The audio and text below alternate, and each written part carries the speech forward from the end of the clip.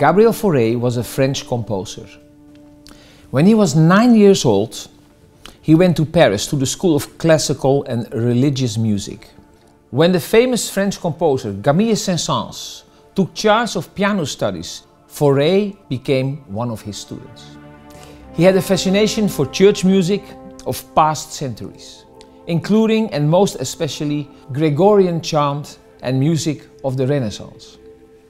Next to his compositions, next to his work as a teacher and as a pianist, he was above all an organ player. And what he did a lot in his life was playing at funerals in a church. So he had a huge connection with people who were very sad.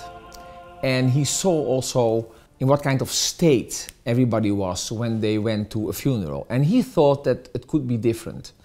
He thought that going to heaven was, instead of a very sad moment, was a very joyful moment actually.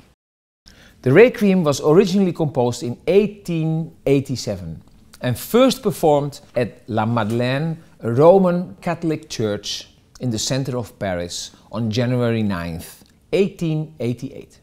During the time that Faure was composing the Requiem, his parents died, and what everybody would think as a listener, but also as a conductor, is that he would use the grief of losing his parents in that composition. Strangely enough, he did not. He always thought that a Requiem should be a piece with enormous enlightenment in itself. It's a very intimate celebration of the soul going to heaven, to the light.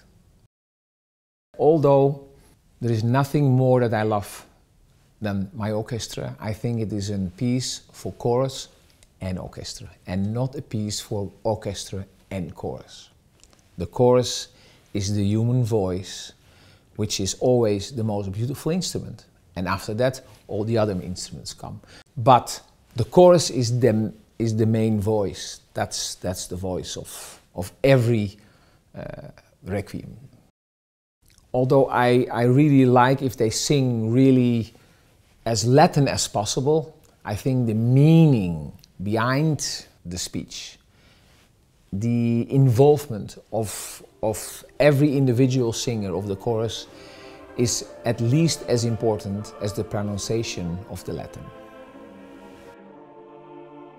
Of course, a Requiem is written to perform in a church, but we have such an unbelievable hall that, in my opinion, the MEYERSON has the ability to replace a church easily.